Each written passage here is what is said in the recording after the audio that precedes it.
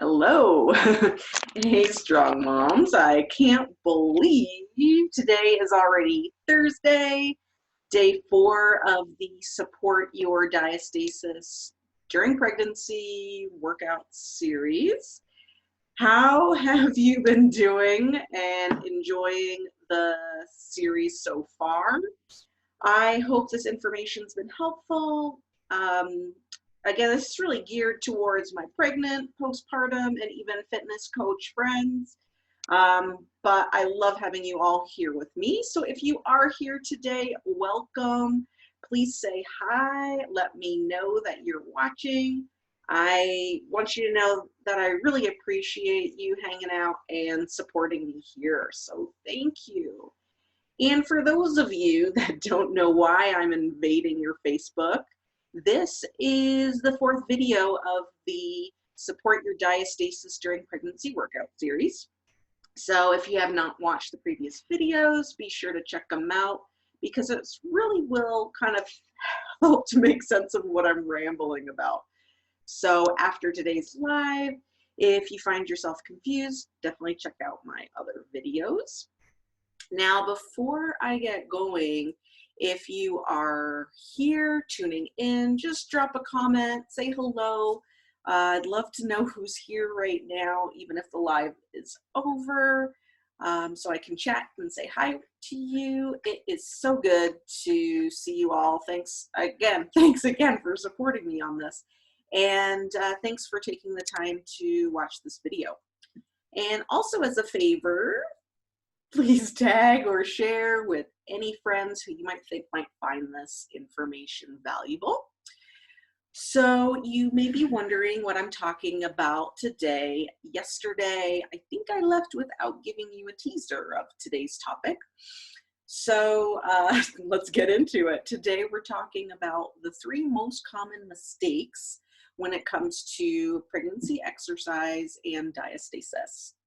So let's dive in. The first mistake is not strengthening the core correctly.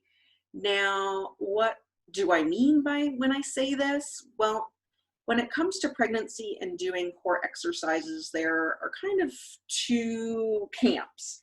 They're the people that, one, they kind of continue to do the same things, or 2, they just ignore the core altogether. So you know, again, back to the first person is the person that continues to do the same old core exercises, you know, that you did before pregnancy. And if you've watched yesterday's video, Tuesday's video, you may recall that the severity of diastasis can be impacted by various things, and actually exercise is one of them. So what kind of exercises you do and how you do them. So just as a refresh, things like planks and crunches put a lot of pressure on the front of the abs, and that can actually make diastasis worse. Again, the second camp of people are people that just blow off the core altogether, and it's kind of understandable that you may think that, because pregnancy, you know, in your mind is going to ruin your abs.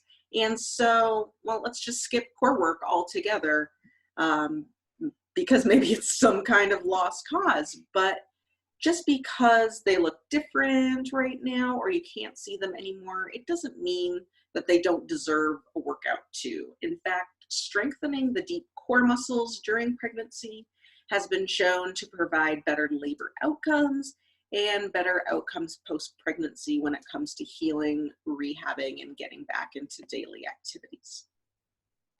So that was the first mistake. The second mistake made during pregnancy exercises with diastasis is ignoring breathing and breathing techniques. And so why, you may ask, is breathing so important? But, you know, of course, aside from the obvious, that breathing gives us life, and without it, we would cease to exist.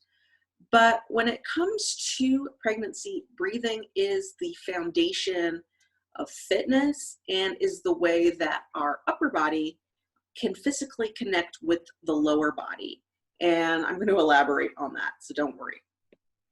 Now, when we breathe, our diaphragm descends down and our ribs open and expand, and the pelvic floor lengthens. As we exhale, the diaphragm ascends, the abdominal muscles contract and recoil, and the pelvic floor and spinal muscles contract. If you're breathing incorrectly or inefficiently, you're missing the basics of every single exercise that you do and the foundation of what is considered core strength and pelvic floor strengthening. Now, also breathing is a way to support and protect our bodies. And this is done through the creation of intra-abdominal pressure, and it helps you to protect and support your spine, pelvic floor, and helps to cradle the baby. Also, breathing has control over stress hormones and controls our nervous system. And don't forget that breathing increases oxygen and therefore helps to promote tissue healing, repair, and even growth. So there are a lot of benefits to breathing. However, we don't pay enough attention to it. And oftentimes we think that working with breath is just kind of sort of woo-woo or hippie yoga stuff. But breathing and breathing re-education can do wonders when it comes to sustainability in pregnancy workouts.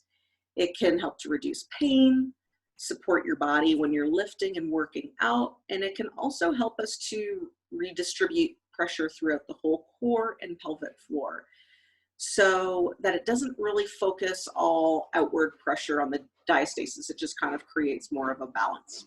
And that was the second. So the third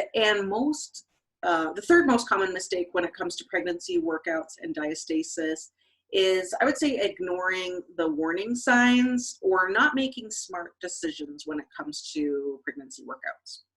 And what do I mean by that? Well, oftentimes when it comes to pregnancy workouts, especially in fit athletic women, we think that we can make excuses, excuses like, oh, I'm strong and tough and I can continue to work out just like I did before. It's no big deal.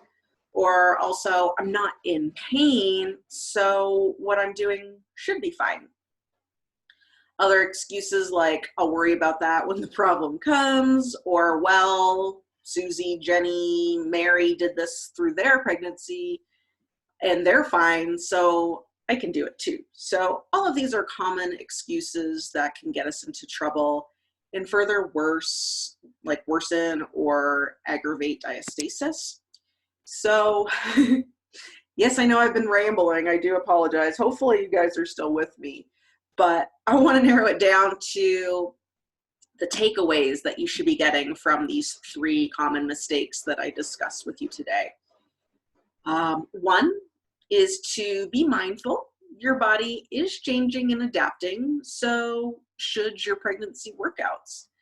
Working out provides so many benefits during pregnancy, but you want to ensure that you're working out correctly during this time. Adding some deep core work, working on proper breathing, and doing away with harmful exercises that stress the body unnecessarily. 2 is not to overdo it and go easy on yourself. Have patience with your body and realize this is just a short moment in time, and not to beat yourself up with things that you can and can't do right now. 3 is to establish a relationship with a pelvic floor physical therapist or a fitness trainer that specializes in this time, as well as corrective exercises.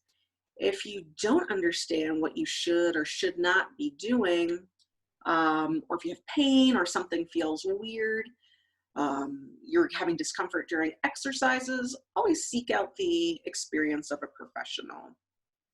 4th and final takeaway is preservation, prevention, and support is always the best medicine.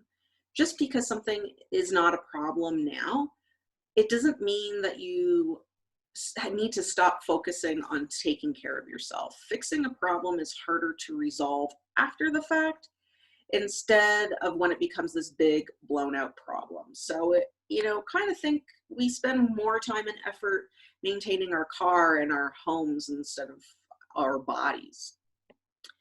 That's all I've got for you today. Thanks for watching. I hope this has been helpful for you.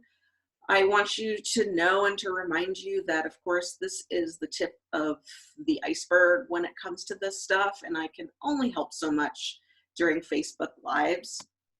If you need more support, education, and guidance, I do offer fitness programs. This is specifically designed for women that like to work out, who like to work out about 5 days a week, and are committed to maintaining strength during pregnancy, but doing it safely and correctly. Send me a message and I can tell you more. And if you are really serious about your fitness, for the next few weeks, I'm also offering complimentary prenatal fitness strategy sessions, which is basically a 45-minute free audit of your current fitness routine, and then I'll go over kind of some, maybe some things I notice that need to be adjusted, and some tips for helping you to maintain strength and fitness during pregnancy. So I've included that link in the description. Thanks again for joining me, and tomorrow, as you know, is the 5th and final day of the series, so be sure to tune in. See you then. Thanks for watching. Have a good day.